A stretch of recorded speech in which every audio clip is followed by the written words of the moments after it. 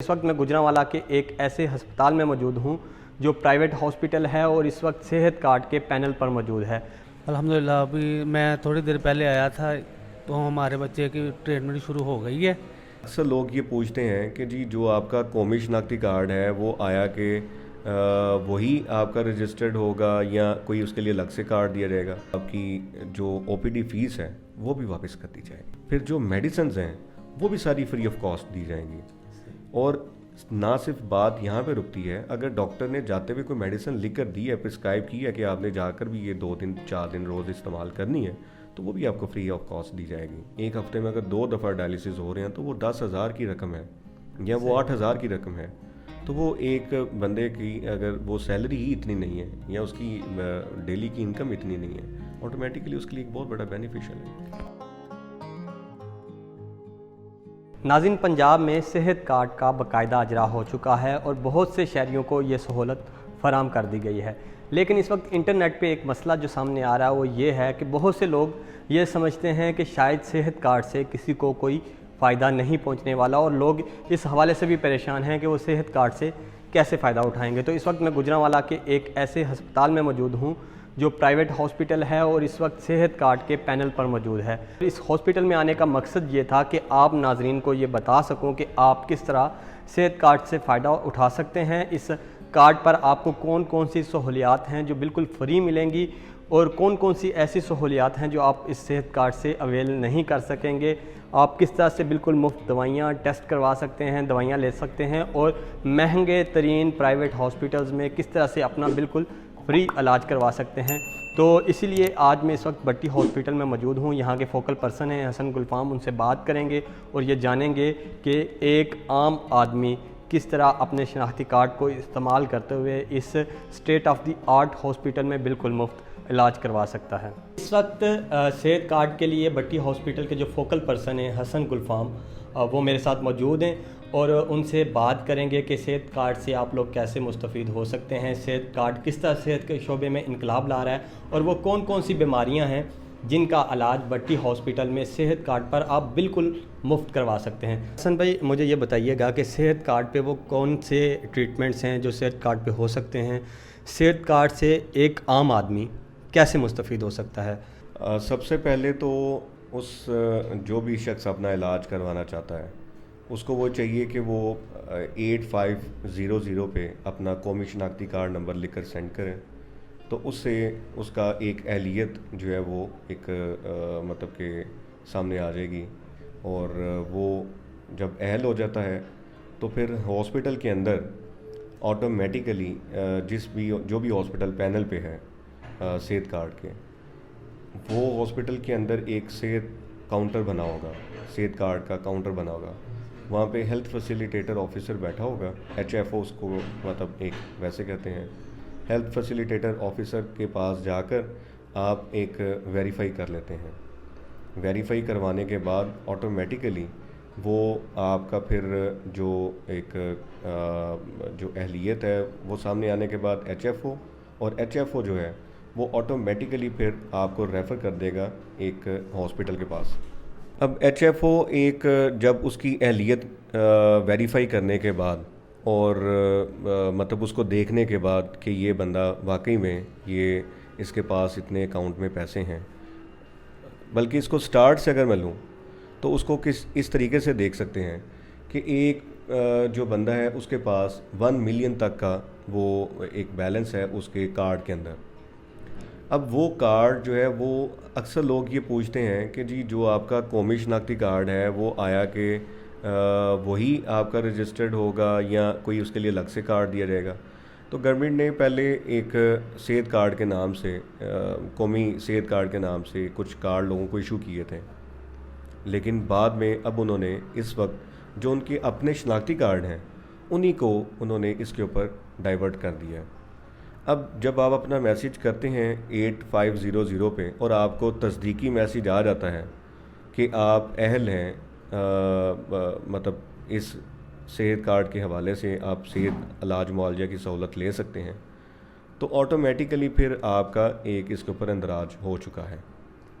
अब आप यहाँ पे फैसिलिटेटर के पास आते हैं, वो हेल्थ फैसिलिटेटर आपको देखकर जांच कर कि आपके अकाउंट में बैलेंस है बाकी, आपको वो रेफ़र कर देगा कि आप अब जो आपको शोबे की ज़रूरत है, जिस भी शोबे के अंदर आपने जाना है, जो भी आपको सेहत की डिपार्टमेंट सेहत के हवाले से चाहिए, उसके पास आपको रेफ़र कर देगा और देन फिर वो बंदा सेहत कार्ड के जो एक है चीज़ उसे मुस्तफ़ीद हो सकता है।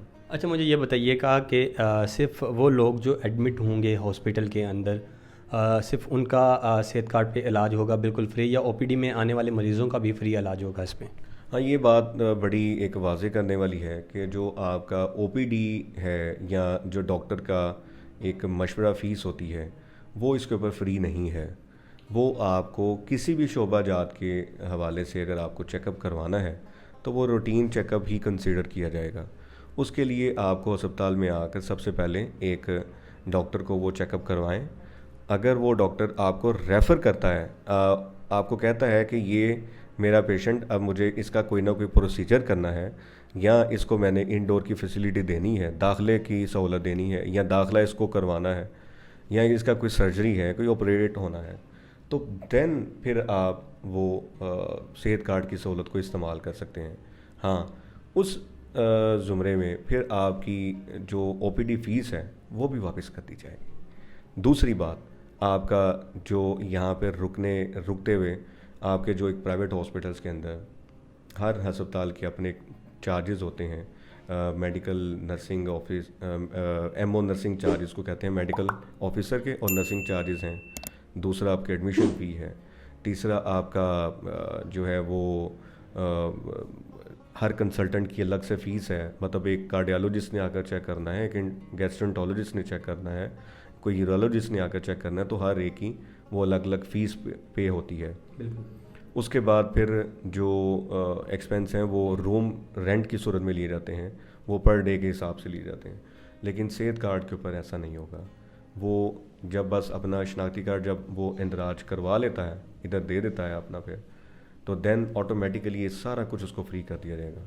फिर जो मेडिसिन्स हैं वो भी सारी फ्री ऑफ कॉस्ट दी जाएंगी। और ना सिर्फ बात यहाँ पे रुकती है, अगर डॉक्टर ने जाते हुए कोई मेडिसिन लिख कर दी है, प्रिस्क्राइब की है कि आपने जाकर भी ये 2 दिन 4 दिन रोज़ इस्तेमाल करनी है, तो वो भी आपको फ्री ऑफ कॉस्ट दी जाएगी। हमारी फार्मेसी इसके अंदर आपको फैसिलिटेट करेगी, हमारे अस्पताल का सारा अमला इसके अंदर फैसिलिटेट करेगा। और कोई भी आपकी इवन के कोई इन्वेस्टिगेशन होती है, कोई डायग्नोसिस होते हैं, आपको कोई लैब का टेस्ट की ज़रूरत है, आपको कोई सिटी स्कैन, MRI, कोई एक्सरे वगैरह की ज़रूरत है, तो वो भी जो अगर किसी वो उस अस्पताल के पास फैसिलिटी है तो वो भी आपको फ्री ऑफ कॉस्ट दी जाएगी। सेहत कार्ड के ऊपर अगर कोई पेशेंट आता है जो एडमिट होता है और उसका ट्रीटमेंट होता है, तो टेस्ट से लेकर उसकी मेडिसिन के अखराजात, उसके यहाँ पे रहने के अखराजात, वो सब गवर्नमेंट बियर करेगी, हेल्थ इंश्योरेंस जो उसका सेहत कार्ड है उस पर। अच्छा, मुझे एक लास्ट बात बता दें और मेरी ऑडियंस भी जानना चाहेगी, वो ये कि सेहत कार्ड पर कौन कौन सी बीमारियां हैं जिनका ट्रीटमेंट किया जाएगा और ऐसी कौन सी बीमारियां हैं जिनका ट्रीटमेंट नहीं किया जाएगा? यासिर भाई, इसमें कुछ इस तरीके से है कि अक्सर लोग मेरे से क्वेरी ले रहे हैं, मुसलसल लोगों के मुझे फ़ोन आते हैं कि मुझे दांत लगवाने हैं, तो मुझे उसके लिए जो है वो बताइए कि वो सेहत कार्ड के ऊपर है कि नहीं। मुझे फ़ोन आता है कि जी मैंने मैंने स्किन का कोई मसला है तो मुझे वो बताइए। डर्माटोलॉजिस्ट जो है डील करता है उसको डेंटल डील करता है दांतों के हवाले से। या मुझे एक बंदा कह रहा है कि जी मुझे कमर में दर्द है तो मैंने उसके लिए फ़िज़ियोथेरेपी लेनी है, तो वो फ़िज़ियोथेरेपी इसके ऊपर इनरोल नहीं है। आपको जो बेसिक है वो प्रोवाइड की जाएंगी, जो बेसिक एक जो सहूलियात हैं सेहत के हवाले से वो आपको प्रोवाइड की जाएंगी, ना कि वो सहूलियात जो एक लग्जरीज में आती हैं, जो वेलनेस में आती हैं। वेलनेस वाली जो है, मतलब वेलनेस उस चीज़ को कहते हैं जो कि आप ठीक हैं लेकिन आप और ठीक होना चाहते हैं, ठीक है, तो वो वाली आपको सहूलियात नहीं। वैसे सरकार ने आपको सिर्फ जो है वो जो बेसिक है उसके हवाले से दी है। आर्थोपेडिक हमारे पास अवेलेबल है, नेफ्रोलॉजी है, यूरोलॉजी है, उसमें गैस्ट्रोएंटरोलॉजी है, जनरल मेडिसिन है, जनरल सर्जरीज है, गायनाकोलॉजिस्ट है, एमरजेंसी है, डायलिसिस है। सबसे बढ़कर आज के लोगों के लिए जो एक सहूलत है वो डायलिसिस की है कि इतने ज़्यादा लोग परेशान होते हैं कि उनको जब जिनके घर में बीमार मरीज़ हैं डायलिसिस के हवाले से, वो परेशान रहते हैं कि अब हमें टाइम लेना पड़ेगा, फिर उसके एक्सपेंस बेयर करना पड़ेंगे। नॉर्मली तौर एक हस्पताल के अंदर एक जो जाकर जो डायलिसिस करवाने की फ़ीस है वो 3,000 से लेके 5,000 तक चार्ज की जा रही है हमारे गुजरांवाला में। तो 3,000 से लेके 5,000 तक की जो देखें आपको एक हफ्ते में अगर 2 दफ़ा डायलिसिस हो रहे हैं तो वो 10,000 की रकम है या वो 8,000 की रकम है।